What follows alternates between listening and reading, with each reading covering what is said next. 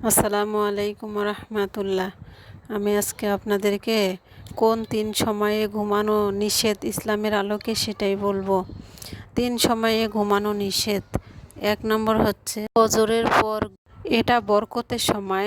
যারা এই সময়ে জেগে থাকেন তাদের জীবনে নূর ও রিজিকের বরকত নেমে আসে। 2 নম্বর হচ্ছে আসরের পর ঘুম।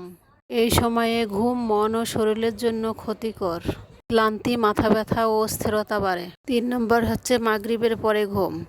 এই সময় হচ্ছে শয়তান বিচরণের সময়। রাসূলুল্লাহ সাল্লাল্লাহু আলাইহি ওয়াসাল্লাম বলেন, সন্ধ্যার পরে বা সূর্য ডোবার পরে শিশুদেরকে বাইরে বের হতে দিও না, কারণ সে সময় শয়তান চারিদিকে ছড়িয়ে পড়ে। এই সময়টাতে ঘুম বা বাহিরে বের হলে শয়তানের ক্ষতির আশঙ্কা থাকে। আমার এই কথাগুলি যদি আপনাদের ভালো লেগে থাকে এবং আমার এই ভিডিওগুলি যদি আপনাদের ভালো লেগে থাকে, লাইক, কমেন্ট, শেয়ার করবেন।